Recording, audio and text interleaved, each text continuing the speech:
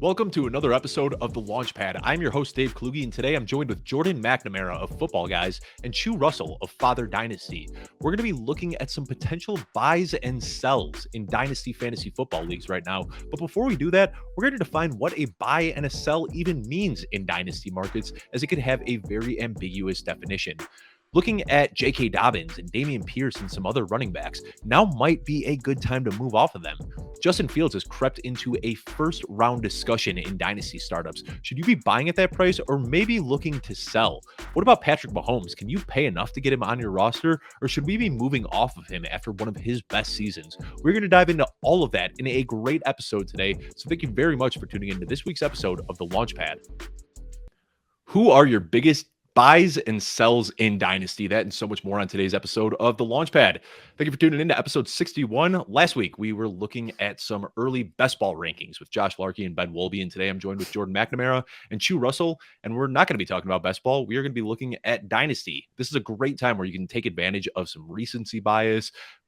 People overreact to injuries and disappointing seasons, whatever it may be, and it opens up some opportunities to buy and sell players at wildly different values than they should be. So I brought two guys who I really appreciate and value their insight, and we're going to talk about Dynasty. First of all, Jordan McNamara, sure you're familiar with him. He has been doing the Dynasty show on the Footballguys YouTube channel for a couple of years now with Chad Parsons, putting out some great stuff. Very different process than what I have, but it makes it fun to talk because we can look at things through a very different scope. Jordan, introduce yourself, let everyone know where they can find you on social media and all that fun stuff.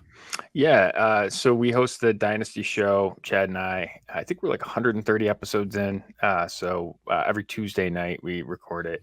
And so you can find it on this Footballguys YouTube channel, and then all the Footballguys Dynasty show feeds, and staff writer at Footballguys have the analytics at Dynasty as well. And you can find me on Twitter at McNamara Dynasty. Yeah, and you've been crushing the written content too. I go through sharing a lot of this stuff on social media. I think there's about 4 people on staff that are like plugged in and creating content right now, and you are one of them, coming out with it seems like a few articles a week. So really happy that we're finally able to link up on a show and talk some ball here. On the right side of my screen, you'll see Chu Russell. Chu hosts the Father Dynasty podcast, which I was on a few weeks ago. And really, Chu, you and I just hit it off. And I said, hey, good people. I like surrounding myself with good people. Why don't you join me on the Launchpad in a couple of weeks and we can talk some ball? But let everyone know where they can find you on social media, your podcast, and all that fun stuff. Yeah, so the podcast on YouTube, Father Dynasty, and on Twitter at Father Dynasty. Also started the podcast, just me and my buddies, getting into Dynasty and kind of the relationships you kind of build through that with people you already know and people that you get to know is fantastic. And of course, being a father and a lot of my friends going through that process, there's always something that you need to kind of hold you guys together as people move and that sort of thing. So it's a great thing to keep doing and give each other grief all the time. So it's great. It's a great way to keep a group text going. Dude, I could not agree more. We are heading into year 14 of my home league, and these guys, we stand up at each other's weddings. We still talk every single day in the off season, in season. This is what keeps my buddies together. We started this league in high school and still talk daily because of it. So could not emphasize that point enough. But before we dive into the show real quickly, just want to remind you to give us a thumbs up on the video if you're watching right now. That's going to help us find some new audiences. Subscribe at youtube.com/footballguys if you have not already. And if you're listening on audio, be sure to give us a review and let us know what you think. But let's go ahead and jump right in. Jordan, I will start you off here. Right now, it's a tough time of year. We're going to talk about buys and sells in a little bit, but realistically, a lot of people are unplugged right now. So what advice would you have for people who are trying to make trades in Dynasty leagues right now? Yeah, I think this is the time of year to be looking at different things than other people are looking at, right? Everyone wants to think about rookies and all that stuff. And I really don't even start preparing rookie drafts until April because it's just, you spend a third of the year thinking about 20 players. And when you do the math on that, that doesn't seem particularly effective. And it's been shown that we haven't really done, that has not been successful at making dynasty drafts more efficient. So I tend to go a little bit differently in terms of how I do it. So I'm looking at, I just look at different profiles, right? One of the things that I just did I do a dynasty article every week for the site, and it's on trades, and I just start looking at different trades, and then it sort of prompts you to look at different players and think about, why are these players valued differently? And so that's a lot about what I do. There was a CD Lamb for Deontay Johnson, Christian Watson. I think it was a second in there as well. And I was like, oh, this is I'm clearly on one side of this deal. And And you sort of begin that process by looking at, hey, they're different profiles, but like here's kind of what your expectation is for them similarly, and and it becomes very, very lucrative when you start making trades based on that. Yeah, and I saw a tweet of yours recently where you said something that you should not be caring about setting a lineup or anything. This time of year is all about accruing value. You shouldn't be looking at like, hey, I really need an RB2. Let me go out there and trade for an RB2 right now, because so many things are going to change between now and kickoff. There's going to be trades and transactions and cuts and signings and all that. So right now, the name of the game is just trying to get as much value as you possibly can. And if you're able to get an elite piece like CeeDee Lamb this time of year, you've already set yourself up for a great 2023 season. Now, same question over to you, Chew. And it's a little bit different. If you're in a league with a lot of your friends, I think it's a little bit easier because you can just, fire off in the group chat, hey, I'm looking to sell this guy, and spark a conversation. But for other leagues where you aren't quite as plugged in, how would you say that you go about trying to make trades this time of year? Yeah, it always does depend on how active those other dynasty managers are. You could have half the league that deletes the app and waits until August or September to get back to it. You could have the other guys who you're probably talking with every single day, talking about whatever news, relevant or irrelevant, is happening in the NFL world. But, before I got into Dynasty, I'm the guy in redraft who routinely led the league in just ad drops every single year. So when I got into Dynasty and I was like, so I can trade all year. I'm good. I'm sold. But it's something that I had to kind of restrain myself and understand in the offseason this time of year, how your team looks now. Don't be concerned with, what it's going to look like in September, aside from, like you said, accruing that value. And it's really just looking at, how did you finish and what kind of process are you going to establish or improve and get your team to where you want it to be in September, based more on value moves than it is, I want this specific player. Certainly if it's a running back and you maybe risk that injury factor there. So. Now, you also hear that a lot of times what you want to do is try to look at it from the other team's perspective, where you say like, hey, what does this team need? How can I send a trade offer that is going to help this team out? But Jordan, like we said, this time of year, you're trying to accrue value. So how can you do that if everybody is kind of playing in the same game right here, trying to accrue value? How is it that you can look at another team's needs and try to use that to send a trade that is, going to make both sides happy? Yeah, I don't do it that often because one of the things I think when you do that, you start putting your presumptions on other people. And so like the way I look at Dynasty is very different than I think most of, like, just the shape of my Dynasty rosters are different. Like I've got a lot more running backs and wide receivers. So already I know that like I'm going to struggle to make some matches. You know what I mean? I'm just going to struggle to make, and the off season isn't where I make a ton of great deals, right? I don't make a ton of great deals in the off season just because my team's not really set up for it. So I have a hard time sometimes like I just think about positional value differently than a lot of other Dynasty GMs do. So one of the things that I do, and some people don't like to do this, but I love to do it. And I'll just ask the person, what do you want? Right. Like, and I think that has been pretty successful. Like, I think it's especially valuable in a situation where you don't know. Right. So, where a player has gotten hurt, where a player's suspension, where they just got arrested, right? Those particular situations where you're like, I don't know how to value this. So let me ask them and then kind of figure out where does that fit sort of the risk that I want to take. Those are some of the things that I do. But I sometimes find it hard to, like, I'm more apt to try and rate this time of year. Like, all right, let's look at the teams that don't have good quarterbacks in Superflex and trade for the future first. Right. I think that's more of what I would do than necessarily offering them like a specific need that I think that they have, because I'm not sure if they actually view it that way. Yeah, great answer. And the one thing I'll add to it, and I just think it's more fun than anything else, it might lead to more trading. But if it's somebody that you're close enough with, pick up a phone and make a call. When you get them on the phone, that's when you can really get the wheels spinning and talk about some fun and innovative trades. So that's what I like to do. I got friends that I've been playing with for a long time, and we could hop on the phone and spend 20, 30 minutes trying to talk through a deal before we finally get it done. But that's a lot easier than just countering back and forth blindly and hoping that you stumble into something. One more question I've got before we kind of get into the buy and sell segment here, because what you want to do during this time of year is kind of track how players are moving up and down. So, Chew, start us off here. What are some tools that you use to track rankings and trends this time of year to see where you can buy and sell some players? Well, a good thing about that is, I also, consider what I would want to use and find valuable, but also likely what, my fellow Dynasty league mates are going to use or have access to be like, all right, well, that's likely how they're going to see the same value that I do. So, I mean, something simple that's a free tool a keep trade cut just to be able to simply just see, you could have overreactions with, if there's, big news in the NFL, you could have maybe an underappreciation for slightly older assets that are still producing well. So there's some kinks to it. And you maybe can't get as, granular in certain like tight end premium, those sorts of things. But I think it gives you a good base just to kind of get it in front of you and just kind of get a handle of like what you think about it. I mean, I get sometimes pretty archaic and I have a notebook that I literally just start, like, I'll write both rosters down, kind of get a look for it. Kind of figure out the balance of the team. But another piece too is, honestly, we'll go through just Twitter polls and that sort of thing. It almost seems like a more accurate, more expanded version of keep trade cut. I know, Jordan, you're talking about just being able to just pop up trades on there and just kind of see people's reactions. It's not just which side do you pick. It's, how active are those comments and talking about why did they pick what they pick, talking about their process. So I feel like you really get a great sense of where people are at in that moment on those players and maybe where the consensus is. Yeah, I can't tell you how many times I've sparked a trade idea because of a Twitter poll yesterday. I did a Chris Olave or Garrett Wilson, and Chris Olave was winning Garrett Wilson was winning that poll by a landslide, and I immediately started throwing offers out for Chris Olave because he's clearly undervalued. I kind of see these guys in the same tier, so I was shocked to see that there was such a strong preference in either direction. Same question to you, though, Jordan, and there isn't really a right or wrong answer here. Every single bit of data that we're going to look at is going to have its flaws, but there's also some that are better than others. So what do you like to use to track trends and rankings this time of year? Yeah, I think keep trade cut,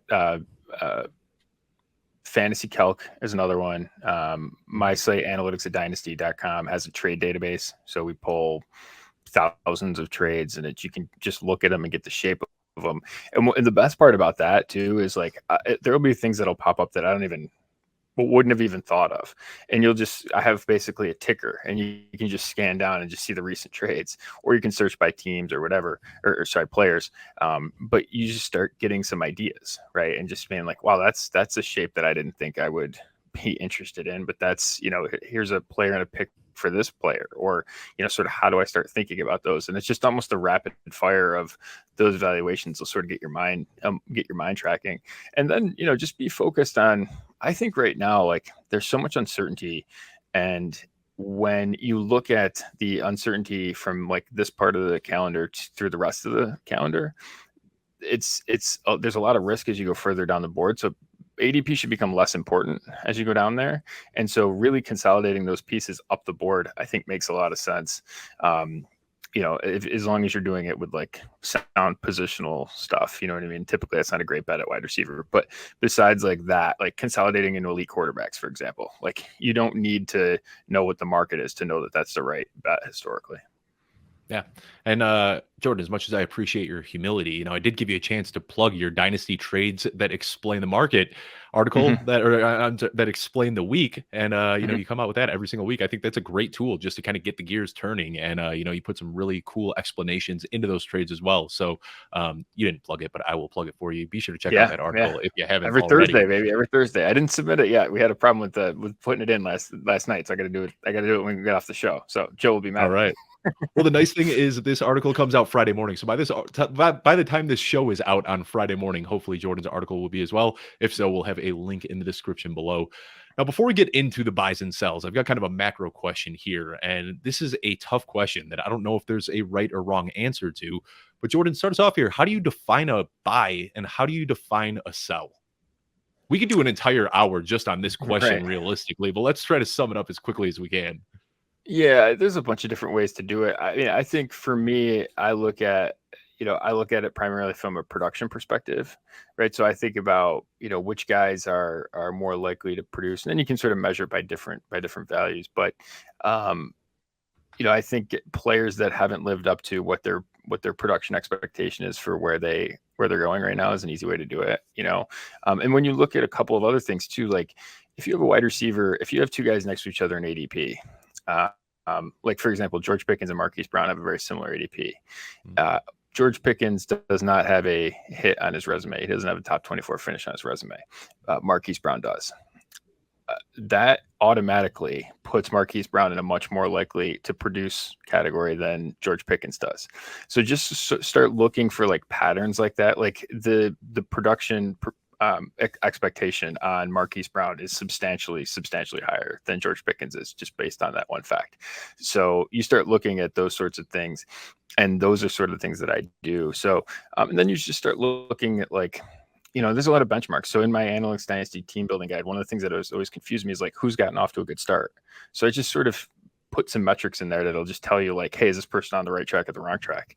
And you can kind of get an idea of like Romeo Doubs is a great example. Romeo Doubs let everyone down this year because everyone thought he was going to come in to be a wide receiver one, but he's actually an above average 4th round wide receiver, right? So like you start seeing things like that happen, and that's a lot of, I think, when a player performs differently than a narrative is expected of him, I think that's a really valuable place to find value and acquiring underpriced guys. Yeah. And again, I mean, this is such an ambiguous question, but the reason I'm asking this is because before we get into the buys and sells of specific players, I just want the audience to kind of understand where you guys are coming from with these players a little bit. So same question over to you, Chu. How do you kind of define buys and sells in Dynasty? Well, I guess the boring, ambiguous answer would be, a sell it's someone who I see their risk is either trending towards or already exceeded their value. And the buy, of course, would be the opposite. Their value is trending towards or exceeding the risk. But that's kind of what creates the marketplace, is if everyone has access to these same, the free articles, any YouTube channels, that sort of thing, Keep Trade Cut, you're still able to ultimately, if you're looking for a buy, you're still able to ultimately get that person. So that means someone's trading them away. Well, I mean, if they're unanimously a buy, how is that even possible? So, I mean, the marketplace really does kind of create around all that kind of stuff. And it could be, if it's age of players, if there's news coming out in terms of competition for another wide receiver, it could be a contract dispute. It could be the supporting cast, like a quarterback. So it's a lot of that stuff where it's like, how do you yourself as a dynasty manager perceive this information? How do you take it in, and how do you evaluate that risk and say, maybe you're more risky at certain positions or at certain ages or that sort of thing. And that could vary from dynasty team to dynasty team. You could build them differently and just kind of see how it all shakes out. Yeah. And I make that joke all the time, but it's kind of a tongue in cheek, also being a little bit serious, that you could really make a living just doing the opposite of the consensus. When a player starts getting steamed up and rising in value, sell that player immediately. And as soon as somebody's got 1 foot, or the consensus has 1 foot out the door on a player, go in and try to buy low. And you can really be profitable just doing the opposite of what the market dictates. But let's go ahead and jump into the actual players that we want to talk about here. And we are going to start with buys. We're going to go through each position, covering each of you will cover one player at each position, one buy and one sell each. We're starting with buys, quarterbacks. And you guys told me who you were picking beforehand. Jordan, I had a feeling this was the route that you were going to go with your quarterback buy. Talk to us a little bit about who you are trying to get right now. Patrick Mahomes. So, I mean, Patrick Mahomes, or Josh Allen's the other one, right? I mean, the funny part about Dynasty is that the 101 startup pick is undervalued. Like, you can't pay especially this time of season. Like, you look at the trades that are made for Allen and Mahomes, and almost always, you go back a couple of years, almost always the winner is the Mahomes and Allen side. It almost always is, because the person is trading for a package that is too risky and not enough ceiling, and they're almost always the answer, right? I have a couple of teams where I have Allen Mahomes, and it almost doesn't matter what else I put around them. Like, I could put a bunch of replacement players there. I'm going to be a walking 4 seed, right? So, like, it's just at worst, right? Like, that's just the level at which those guys play at in Superflex. And they're just like, the 101 is too cheap for those guys. And I think the market doesn't necessarily appreciate that. So I think they're almost always undervalued. I think spending all of your time in February and March trying to acquire those guys is like the most valuable thing you can do. Let me read this off, and I'm not trying to brag here, but it's going to certainly sound like it. I am patting myself on the back, though. I pulled off one trade for Josh Allen a couple of years ago, and at the time, it seemed like an overpay. But looking back, I gave up Robert Woods, Kenny Golladay, Sam Darnold, Noah Fant, and Cam Akers for Josh Arnold. And at the time, those were a lot of, pieces that had potential that people were getting excited about. Now you fast forward 2 years, none of those guys, I mean, Cam Akers, I guess, is the one guy that's still startable there, but really it was just a bunch of junk that I was able to flip into the most dominant elite asset you could have in Dynasty. So you could put 3 firsts on that package side and still win it. Exactly. Like, Josh Allen would still win the trade, right? Like, it's crazy, right? Like, And again, when it's always a package like that, when it's a bunch of players, like when it's not, the only way you can win a trade being on the other side of it is if you're trading for an elite quarterback that's depressed. That's the only way that you can win it.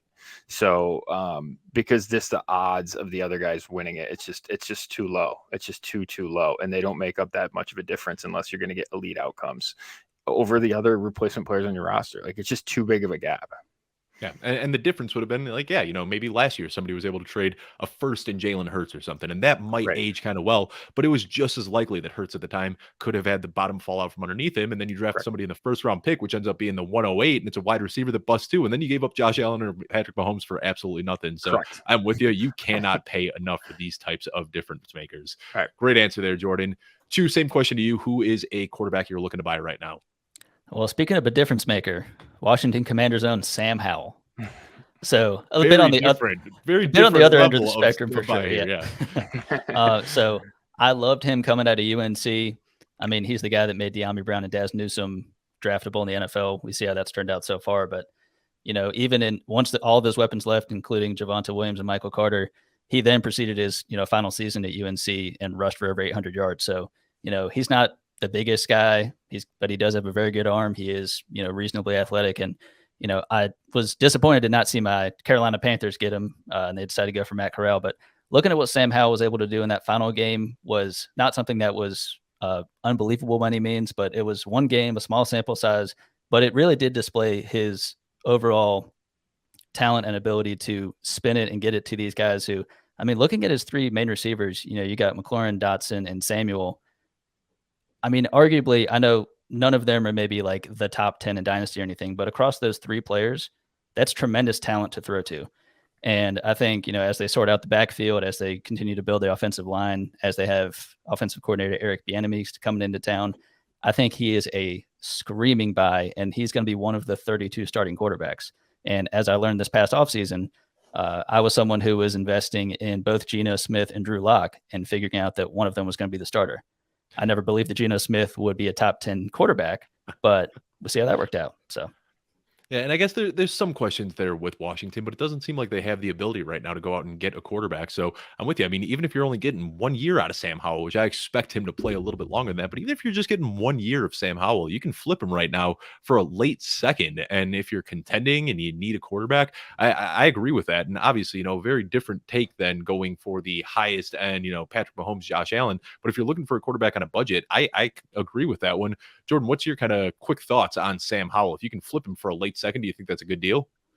I mean, the question is, what are you going to replace him with? Like this year's Sam Howell? You know what I mean? And I think Sam Howell's probably a success based on where you took him, that you're trending in a positive direction versus what you would be taking him. So that'd be the thing I'd balance. I mean, I would, instead of spending him for a pick, I'd put him in a package, right? Put him in a package and move, make a meaningfully different bet would sort of be my thought on it. But I thought, like, he had a case to be quarterback one last year. I don't know what happened. I'd be curious to know the backstory of that, but like he checked out on a lot of fronts. So I'm curious to see how he is, because I think he's got untapped potential. Yeah, that was just one of the weirdest drafts I can remember in history with all those quarterbacks sliding. But Jordan, back to you. Who's a running back that you are trying to buy right now? Najee Harris. One of the things that I look at is you look at guys that you talk about depressed guys. He's one of them. You look at his profile. Couple of hits to start his career. He already has like a leading receptions accomplishment on his resume through 2 seasons, and he's basically fallen out of the top 10. And honestly, like when you start looking at the guys that are in the teens, like it's a huge gap in terms of security. It's a huge gap in terms of allegiance and all of those things and what they've done, right? So I think he was banged up last year. I think all those things sort of point in the direction of almost a Josh Jacobs like underpriced profile of a guy that first round pick, performed well through 2 years, but people didn't necessarily respect him because they didn't think he probably deserved to go as high as he did. And that's kind of what's baking into his cost right now. But again, I think he's on a short list of guys that I think could lead the running back position in scoring coming up. Yeah, I mean, 93 targets I think he had as a rookie? That's just unbelievable. Yes. And to start the year, I was kind of shouting, sell Najee Harris, because frankly, he just looked terrible to start the year, and he was losing touches to Jalen Warren. It was upon going back and kind of rewatching the games that I realized that he was just injured. And I think a lot of people are overlooking that. He had, multiple injuries that were piling up. By the end of the year, when he had kind of shaken those injuries off, he looked like the Najee Harris from 2 years ago. He was efficient. He was getting catches out of the backfield. He was scoring touches, breaking touchdowns, or breaking tackles, everything you'd expect to see from Najee. So there are a lot of people that were able to get him for a late first, early in the season when he was struggling. And looks like that was probably the right move at the time rather than selling. Again, like we said earlier, or what I said, Jordan and Chew, when everybody is screaming buy, that's probably a good time to sell. And everybody was screaming sell Najee Harris when really we should have been buying at the time, because at the end of the day, he's still a young, talented back with first round draft capital that is going to get a lot of volume for years to come. So agree with you entirely there, Jordan. Chew, who is the running back you're looking to buy? Well, let's continue the coupon cutting for me. So my buy is Deonta Foreman. So he's the big-bodied back, hopefully returning to the Carolina Panthers. He's the other guy aside from Cam Akers in terms of recovering from an Achilles tear. And on Keep Trade Cut, just for a perspective, he's the RB 49, and you've got guys like Zamir White and Isaiah Spiller a couple spots ahead of him. I don't really know why. I know he is a little.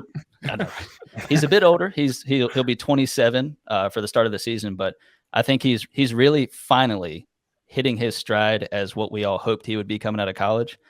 He had a couple of top 15 finishes towards the latter end of 2021 playing for the Titans that earned him a solid contract for the Panthers.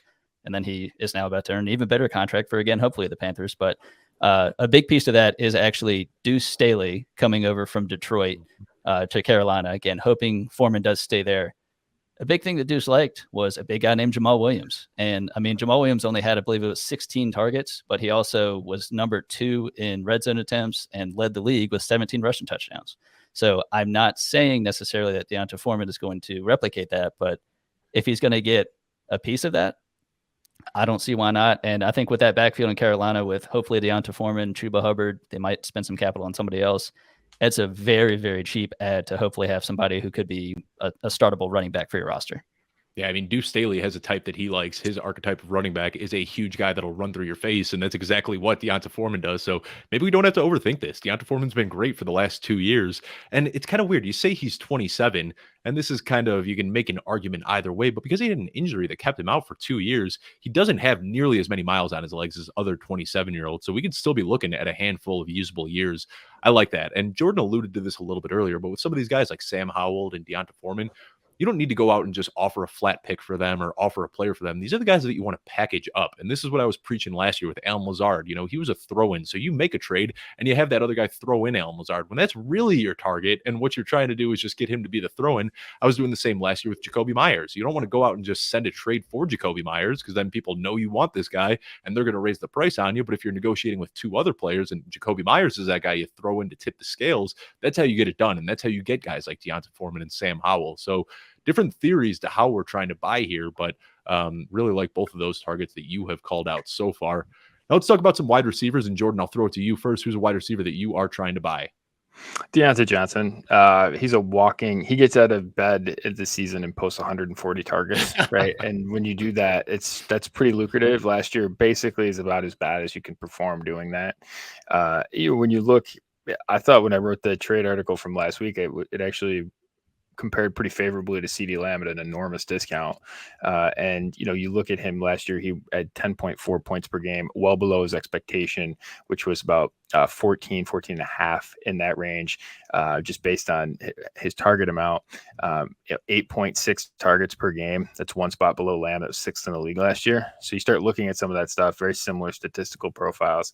I just think a few things added up to him that went in the wrong direction. He had some unbelievable stats from a touchdown variance perspective.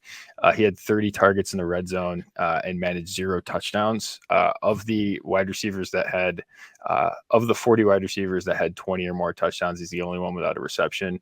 37 of the 40 wide receivers had at least 3. So I mean, it's almost historically impossible. He has the most receptions of any player to not have a touchdown in an NFL season. So all that stuff points to me like he's going to be a pretty solid bounce back candidate, just because like he should just get more lucky. Really is I mean, just the variance of being an NFL player should go better for him than last year. And I think he's really good. It's hard to get that many. It's hard for a player to get that many targets. That's a really that's a very, very notable accomplishment. Yeah, I mean, I had a very, I will admittedly say this was a meatball take at the end of the season, but I said, I'm not that crazy about Deontay Johnson because he doesn't get yards after the catch. He's not great at contested catches. He's good at getting open, but I kind of saw him as like a chain mover, Brandon Cooks type of player. With no disrespect to Brandon Cooks, but just never a guy that would have that like elite wide receiver one upside. And I thought that I was out because of that.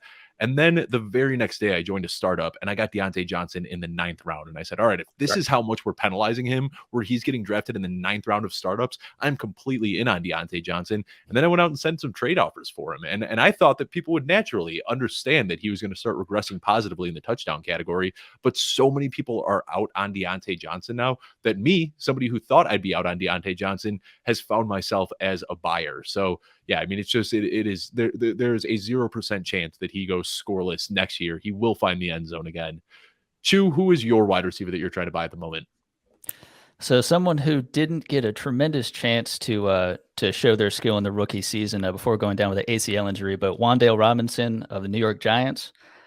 So he is an absolute weapon in an offense that is now being led by Brian Daboll, who has clearly been able to unlock the maximum of near maximum potential of every single offensive player on that team. I know that they went through, a number of injuries, the curse of Kenny Galladay having to play snaps on the team, but, Wan'Dale Robinson just being a very, very shifty athletic slot receiver for them, I think is a tremendous boon. And I know Isaiah Hodgins being re-signed, I have no doubt that they'll be spending early capital in that first round to get a wide receiver to go in there too, and possibly in free agency. But he's someone who did incredibly well in college, certainly in his final season at Kentucky. And I think, in that week 11 game, we got a glimpse of what he can truly be. And I know somewhat similarly, I think we've seen glimpses from someone like a Kadarius Toney at different points, but I have a real sincere belief in someone like Wan'Dale Robinson, who I think a lot of people have forgotten about because it's been a while since we've seen him. And that final game, no one expected the Giants to be as good as they were. And I think some people maybe think it's a fluke as a whole, but I do think Vanilla Vic is coming back, whether he's getting $50 million a year or not. I hope they don't do that. But I do trust in that defense and the fact that Wan'Dale is going to be a dependable weapon for the Giants. Yeah, I just did yesterday with Joey Wright and Alfredo Brown. We did a redrafting the 2022 rookie class, and we went through the entire pool of rookies and drafted the first 2 rounds.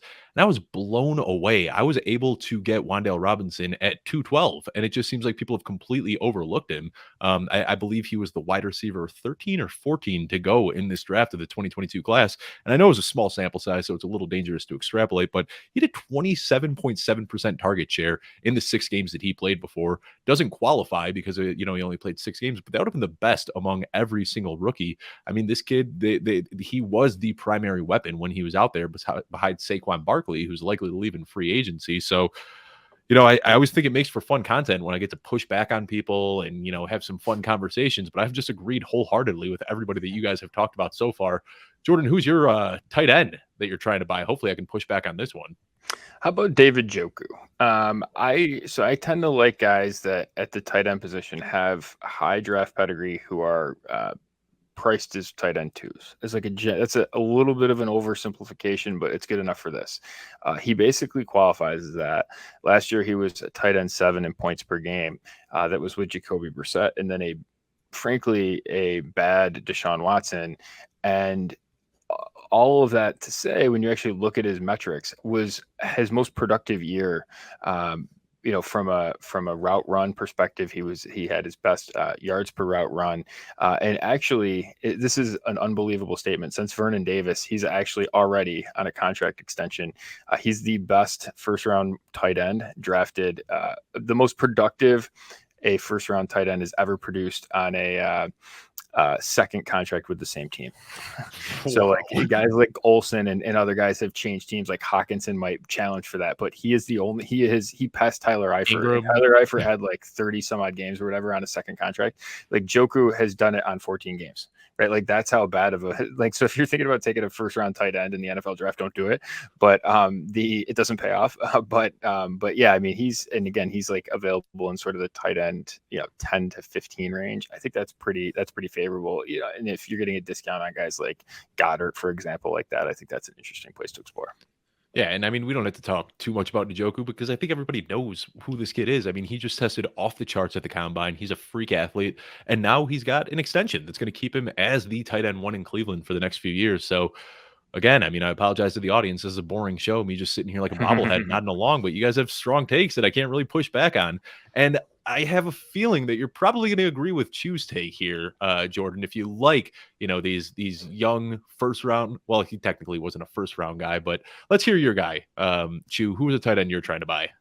So I've got the Spark Score darling, Mike Gesicki. So he is now, of course, a free agent after being criminally underutilized in Miami, and they had plenty of other weapons to throw it to. So I'm not saying it was a waste by any means, but being valued at a mid to back end tight end 2, which I know really for the sake of Dynasty, unless you're in a premium or multiple tight ends starting, if you're not top 10 or probably top 5, it doesn't really matter.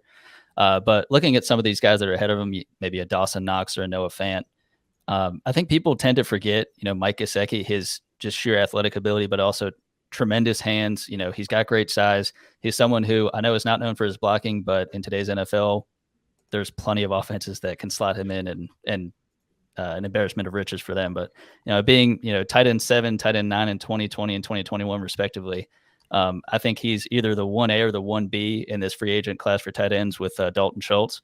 And I think if you're one of these teams who you're fairly set at wide receiver, certainly at the 1 and the 2, and maybe instead of investing or trying to search for that wide receiver 3 on the squad, if you have the 1 and the 2 and you get a tremendous pass catching tight end like Mike Gesicki, I think that's going to be a tremendous boon for an NFL team, but also for dynasty managers who are able to pluck him away from a team that forgot that he was really good one time. Yeah, and there's a lot of tight end needy teams right now that have really high-powered offenses. So he is hitting free agency at the perfect time where he could end up with Cincinnati, he could end up with the Chargers, he could end up with Dallas and replace Dalton Schultz. I just wrote about Mike Gesicki in my Dynasty Buys article. And, Jordan, you talked about Greg Olsen a little bit earlier. I also made the comparison to Evan Ingram. I think he just needs a change of scenery. I mean, during his time in Miami, he's been there for 5 years now. He's had 4 head coaches, 5 offensive coordinators, 8 different starting quarterbacks.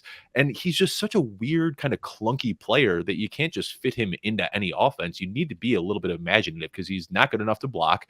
I should say not strong enough to block, and he's a little bit too slow to be a primary slot receiver. So you got to get creative with how you're going to use him on there. But when you look at some of the teams that are available and need a tight end, I think that he could fit in and see a resurgence similar to what we saw from Evan Ingram last year. So again, can't push back. I'm sorry, but Jordan, I think I can finally push back on you. We're going to talk about some sells and who is a quarterback you're trying to sell.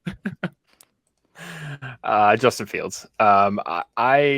Listen, one of the things at quarterback that I think is super important, especially in Superflex Dynasty leagues, is don't miss early, right? Because if you miss early, then you're chasing.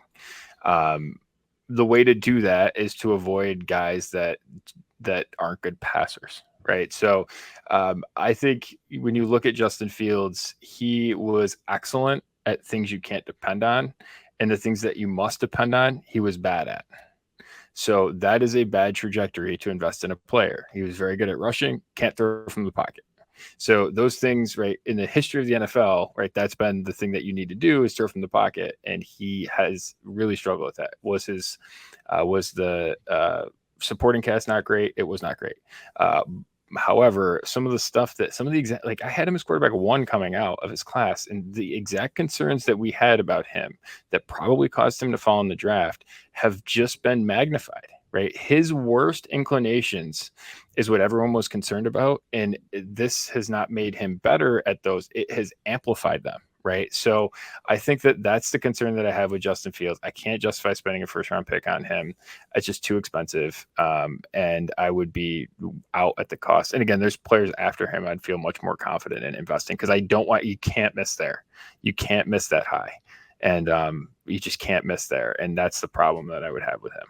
So I agree with everything you said, and obviously, we're going to talk about this one a little bit here. I think the main thing that I look at with Justin Fields, though, is you're pretty much looking at a guy who's guaranteed to start for the next 3 years. If it's not with Chicago, even if he does get traded, I don't think that there's any chance that Justin Fields doesn't get a chance somewhere else. So we've seen the rushing upside. I mean, we know that this guy has 1,000 rushing yards in his range of outcomes pretty much every single year going forward. So if we're trying to play Dynasty in like 2 to 3 year windows, doesn't that still make him somewhat appealing? Know that he still has overall QB1 in his range of outcomes for the next few seasons?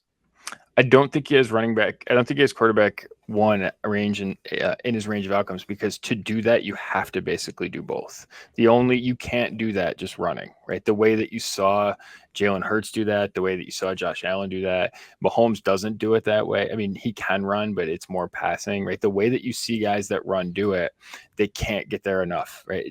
Running is not enough. I mean, actually, we saw last year, the best case and study of this is actually last year when Jalen Hurts, at the beginning of the season, they were throwing the ball like a lot, right? They were throwing the ball a lot more, and he was up at the top of the position.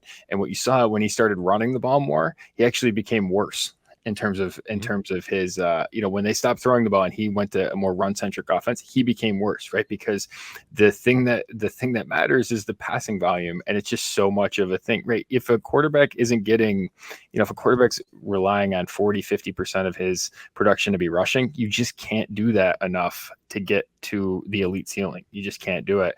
And I don't necessarily know if he's locked in for 2 or 3 years, right? If you get another, I mean, we're not that far away from a team screwing up Michael Vick, right? Like, again, he kept burning through coaches. Like, those coaches are still active, right? Like, that's not that long ago. And, there's a reason that he fell to 11.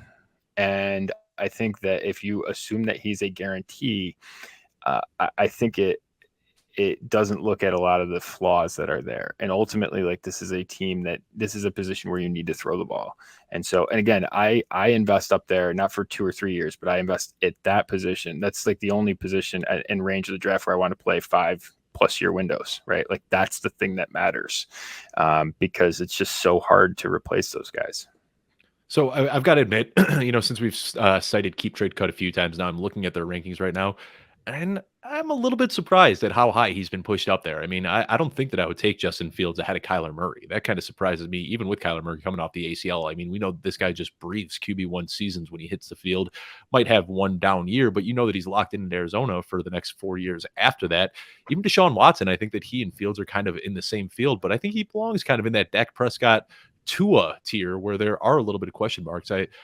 I'll admit, Jordan, I am surprised to see that he got steamed all the way up to QB8 right now in rankings. So not going to push back too hard there. Let's just play a quick game, kind of looking at 2023 picks. Is there any pick, like, would you give up Justin Fields for the 101, or do you still have Justin Fields valued ahead of every single pick right now in the 2023 draft? I mean, I think it's hard to give up on a quarterback for a running back, right? I think that's typically a bet, especially when the quarterback's a top 10 player in Dynasty. So that's a tough pivot for me my mind just can't go there. But I would say, like, what wouldn't I add to Justin Fields to get Allen or Mahomes, or just go up the board? How I think Herbert's a substantially better long-term bet than Fields. I don't think that cost is that much different. You know what I mean? So that's the thing that I would think about. He's right next to Lamar Jackson. And we've seen Lamar Jackson. See, the difference between Lamar Jackson and Fields is Lamar Jackson had a season in which he averaged 9 touchdowns, a 9% touchdown rate. Like, that's how Lamar Jackson ran and did that, right? Like, that's basically how you need to get to quarterback one. If you're not going to throw the ball a ton, that's the formula. And I just have a lot of concerns. And so all of my pivot would be probably not necessarily across positions, would be to go up the board, right? Add to Justin Fields to get someone, because I think it's totally accessible, right? You will find someone that's above you in quarterback that will trade for Justin Fields. And if you don't believe that, just go look at the comments on my Twitter feed, and you will find people that you can make those trades with. Likely some from me, if we're being honest. Sure. But yeah, I think that's really the way to do it. If you have Justin Fields and you can throw a pick on and flip Justin Fields into Burrow or Herbert or Jalen Hurts or something like that, I'm with you, and I will agree with you on that, Jordan. I think that makes for a good move, just because you're getting something a little bit more certain for more than the next couple of years. All right, we won't turn this into the Justin Fields show. Let's move on to the next one. Chew, We'll who do a is full a hour. quarterback? We'll do a full hour. We'll revisit this and do a full hour on Justin We Fields. could, Andrew, yeah. like If we've got half time hour at the end of the each. show, we'll go back to Justin Fields. But Chew, who is a quarterback you are looking to sell right now? It's also Justin Fields. I'm just kidding. No, so my sell is the small-handed, fake sliding Kenny Pickett in Pittsburgh Steelers. So I won't hold the fake sliding small hands against him, but seeing he was someone who, trying to figure out this sell is like, let me just, take a glance at Keep Trade Cut, see where people finished last year and just kind of get a handle on like what disparity do I see. And the fact that Kenny Pickett on Keep Trade Cut is quarterback 15 is borderline blasphemous to me. I don't understand that at all. You've got, granted a bit older, but you got guys like Derek Carr, quarterback 19, Geno Smith, who never thought I would say you should, that's a good pivot, if it's Geno Smith plus, but at quarterback 22. But, coming in for Mitch Trubisky after he flamed out in Pittsburgh, Pickett ended up at the QB 28, 12.2 points per game during the times that he was starting. But he's someone who I feel like bit more of a gamer of a quarterback than he necessarily is a notable producer, whether it be from like a passing perspective or certainly from a fantasy perspective. He was someone who coming out of college, he was a bit older and they were talking about, his maturity and certainly his production in his final season.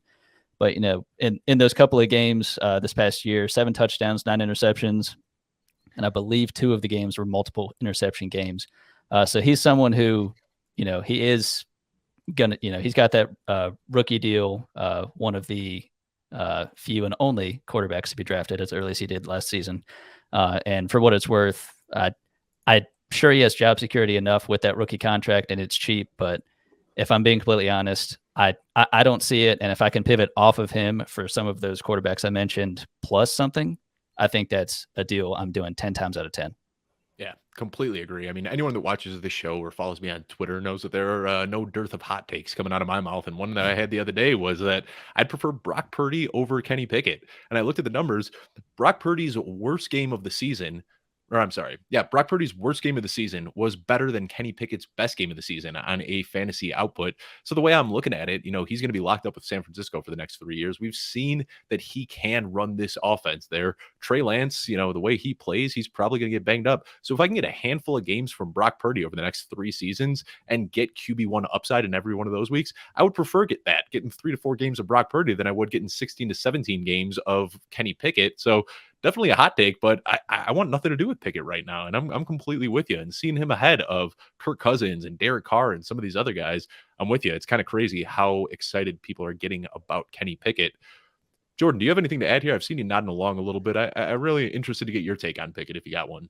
Yeah, I mean, I think he's a good lesson of he's like Mac Jones, right? Like if you get in the middle of the first round of a dynasty rookie draft, a super flex rookie draft, and you're not sure who to take, just take the guy that's scarce, right? And that's a starting quarterback.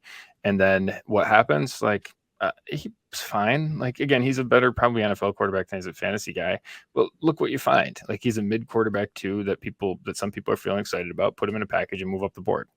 I mean, that's a simple right for him. Again, he was honestly ended up being a bit of a target player for me because I didn't really know how to sort out the wide receivers last year and didn't want to sort of make those bets. And I said, I'll just take Kenny Pickett, and I know that asset's going to be attractive, and I don't have to worry about necessarily hitting, even if he's not good.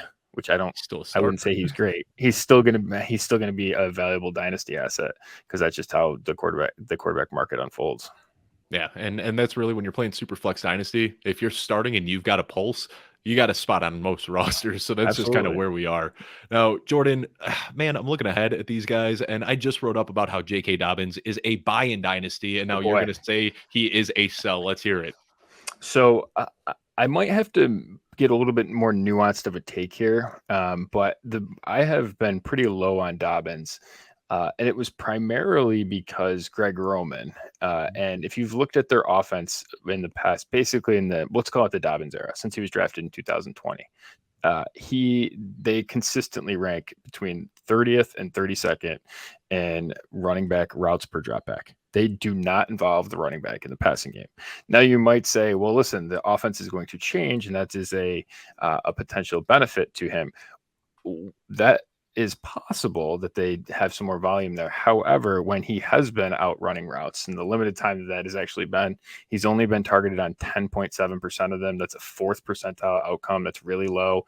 He's averaged 0.56 yards per route run in his career, and that is a 5th percentile outcome. You're looking at a notably bad receiving back. And then you start looking at it and you're like, all right, final year of a deal. In a system that that doesn't have a lot of receiving upside, so you're basically relying on running. You are basically Damian Harris at that point, where no one was really in love with Damian Harris after he had like a league leading 15 touchdowns or close to a league leading 15 touchdowns a couple years ago. So that's kind of the point. And he didn't really make a big difference. The reason I put him on the list is when you look at Cam Akers, right? I think you could make a much better case that Cam Akers can be a difference maker because he can be involved in the passing game and has a little bit more juice there. And I don't know if he can go 15 touchdowns or something like that, but I think he can do both in a way that I don't think Dobbins can. And so, and to top it off, Dobbins is way more expensive. So I think when you look at those, like that's, again, you sort of blend how do you find buys and sells and profiles and stuff like that. That's kind of how I went about this one. Yeah, and I think that that's a great way to put it, especially in comparison to Cam Akers. Now, again, I'll push back a little bit here. Obviously, you talked about how Todd Monken coming in there could change things up a little bit. So excited to see that change. But really for me, and I don't think anybody really has a nuanced take on J.K. Dobbins, because we saw his rookie year where he was in a timeshare, and then we saw one year that was just littered with injuries and he wasn't really himself. I mean, he had a noticeable limp in his gait where he was trying to take off. And I mean, he couldn't even bend his knee. He was noticeably injured last year. But I think what really piqued my interest more than anything is we saw him on pretty small volume at the end of his rookie season, just completely boom and look like an elite running back. And then he actually coming back from the injury, not back from the major injury, but from the setback from that injury when he returned at the end of 2022, he was seeing more carries than he did in that late season stretch as a rookie. Well, he clearly wasn't 100%. So I think there's still room for his volume to grow a little bit. We haven't seen it in years past because there was a younger Gus Edwards there that was really eating a lot of the pie. But looking at the depth chart as is, if they go into next season with J.K. Dobbins being the lead guy, he's not going to have that rushing upside, but it wouldn't surprise me if he lands somewhere in the 18 to 20 carries per game range. And that's kind of what intrigues me a little bit. But you make some really strong points, Jordan, that I can't really push back on. I think you can make a strong case right now at his current price tag is RB at 15 to be a buy or a sell at that price. Chew, who's a running back that you are looking to sell? So running back that I'm looking to sell is Dameon Pierce, the bowling ball out of Florida. So he was a 4th round running back. I know that we always have that concern of those later running backs and their draft capital, but he started strong. Of course, coming out of college, he had a tremendous Senior Bowl, and I think he saw his stock rise tremendously coming into the draft. So I think that was in the Dynasty community what drew a lot of people to him. He did end the season with an injury. I missed the last, 4 or 5 games, but he finishes at RB27. He's someone who I think with a new regime there, with what's going to be a new quarterback, what's likely going to be a new receiver. Overall, they're really just going to overhaul this offense. I used to be a large Davis Mills truther. I've went and buried that in the backyard, so we're good there. But the Texans are, I think, going to be, I don't want to say a tremendous offense by any means, because that's might be a bit preposterous, but I think they're going to take a tremendous swing upward with the number of quality talents they're going to get. And Dameon Pierce is not going to be forgotten, but I think too many people are clinging on to that, the Senior Bowl, the hype building up. He did have a couple of good games, and I think people are going to hold on to that more than they are, that's likely his ceiling than something that he either may never achieve again or will not be able to consistently maintain that. And as a slightly older running back, I think he's about 23 years old. That's someone who, especially in the offseason, I'll let him go. And actually, just to mention on the Dobbins sell that you had talked about before, just about a month ago, I traded J.K. Dobbins in a mid-2023 third for Drake London. So I'm 100% with you on that one. Yeah, right. Yeah, if you can pull off that deal, log off this show, come back, we'll still be here and go make that deal. But I think the You biggest run red your flag for me- grandmother over to do that deal. That's the level of urgency you take it. That's good. Exactly. Yeah, that's a heck of a deal. Way to go there, Chew. But I think the big red flag for me was that Dameon Pierce looked great to start the season. Then we just saw it seemed like every single week he was less efficient. He wasn't breaking tackles, rushing yards over expectation was going down. And that's a concern for me that he kind of took people by storm. And then as soon as defenses said, all right, we need to shut down this guy, they very easily shut him down. So I'm with you, trying to sell Dameon Pierce. If I had any, I would be, I should say. But Jordan, who is your wide receiver sell? You kind of alluded to this guy a little bit earlier. Let's dive a bit deeper. George Pickens. So one of the things that I found most is really significant. And I think that you need to, if you're going to engage in a George Pickens debate, you need to separate out the difference between volume and production. So one of the things with George Pickens that is true is that he had, on a numbers basis, right, when you just look at his yards, it looks pretty good historically. The problem with that is he ran an exceptional amount of routes, right, which is typically, it's just the why he just had a lot more opportunity, right? There is value to that being on the field, but there is also, like, they threw it a ton. And if you compare that to other guys like in this class, like Olave, like Drake London, if they had the same route opportunity because their offenses threw the ball as much as Pittsburgh did, they would be dwarfing George Pickens, right? On a per route basis, they crushed him. But it looks similar because the offenses are very different. So I think you sort of need to understand that as the beginning part. Now, the reason why that I have concerns about George Pickens, number one, he doesn't get open.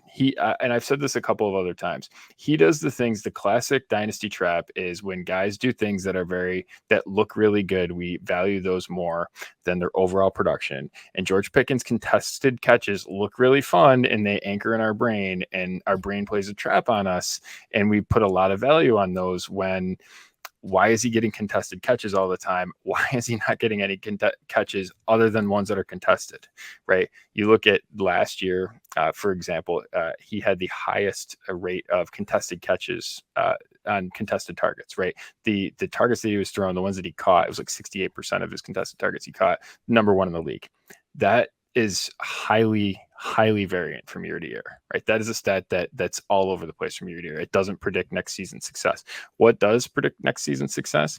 The amount of targets that you get that on routes when you're not targeted with a contested target, right? What I call an open route, right? A route, any other route that you're not throwing a contested target. How often are you targeted that time? That's about 10% for him. That's a bottom 5 percentile outcome. And that is extremely predictive year over year. So what you find is the stuff that he is really good at is stuff you can't depend on. This is the same thing as Justin Fields. The stuff that you need to be really good I was at. just waiting for it. Man, I'm working on this. I can put a grid. I got to put a grid, things you can depend on, things you can't. This is great. I'm going to call it this is great. I got the Fields Pickens matrix. This is awesome. This is going to be great. Right here, Dave, I got this for you. But it's the same thing. It's the exact same thing. The things that you're depending on to support Pickens are things you can't depend on long-term. And the things you need to depend on long-term, he doesn't do well. And it's the same thing. It's the wide receiver version of Justin Fields. But actually, like, I can make a better case for Justin Fields than I can for George Pickens. That would be the difference between the two of them. Yeah, and like you said, what we alluded to, and I talk about this all the time, but he had a small slice of a huge pie. And yeah, you compare him to guys like, Drake London, who, may not have put up as gaudy numbers, but was playing in such a different offense. So yeah, I mean, Pickens seems like one of the easiest sells out there. He has seemed like one of the easiest sells, but really the best time to sell him, like you said, you alluded to these highlights, when he makes that acrobatic catch where he's catching a ball that's 5 feet behind him, that's when you put George Pickens on the trade block and trade him right then and there, because that's when his value is going to be the highest after a spectacular primetime contested catch. Can I just add to that one more stat just to give you an idea how egregious it is? So you can look at the points, his fantasy points per route run. Okay. Fantasy points per route run. So how many PPR points divided by how many routes he ran? George Pickens, 0.27. Chris Olave, 0.46. Garrett Wilson, 0.37. Drake London, 0.44. Okay. Those are massive differences. The reason why he's in any type of conversation with those guys is because he ran a lot more routes. And it was just because his team ran that many plays. Like he played almost all, like he played a really high percentage of them. Those other guys did too, but like London, like it was like the Flintstones offense, right? So I don't think you got to be careful about holding that against guys. Yeah. Agree with everything you said there. I'm not going to push back on this one whatsoever. Chew, who is a wide receiver you're selling? He got me on the Flintstones offense comment. So my wide receiver sell is going to be Calvin Ridley. I was shocked to realize that he is actually not even quite 29 or 30 yet. He's still 28. But man, does he feel older than that. And wasn't week 7 of 2021 was the final game that he played. And I think when I look at Keep Trade Cut and I see he is at wide receiver 33, you have someone like Dave, you'd mentioned this guy, Jacoby Myers at wide receiver 42, who's going to be headlining this free agent class for wide receivers. I think if it can be a Jacoby Myers plus and that sort of thing to be able to still get what I believe to be tremendous production out of someone like Jacoby Myers, who is criminally underappreciated. But I think with Calvin Ridley, he's not worth the gamble, pun absolutely intended. And with that offense, I think that kind of gives the illusion that Calvin Ridley is going to step in and he's going to, you saw Christian Kirk get what seemed to be overpaid, and then he produced incredibly well. Evan Ingram, incredibly well. And Trevor Lawrence is looking like that Andrew Luck-esque prospect that we thought under Doug Peterson's offense. But I don't think Ridley's necessarily going to step in and be back in 2020. I don't think we're getting that guy. I don't think we're going to get that guy again. And I think if you can get someone who is buying into that hype of what Calvin Ridley used to be and the fact that Doug Peterson can maximize that and bring that back to the surface, then I think you should get him out of there and look to invest in a younger asset or maybe someone who has had some good production in the last year or so and someone who you can kind of build upon. Now, I know I said to start the show that we did best ball last week, Dynasty this week, but let me just throw this out real quickly because this is what blows my mind.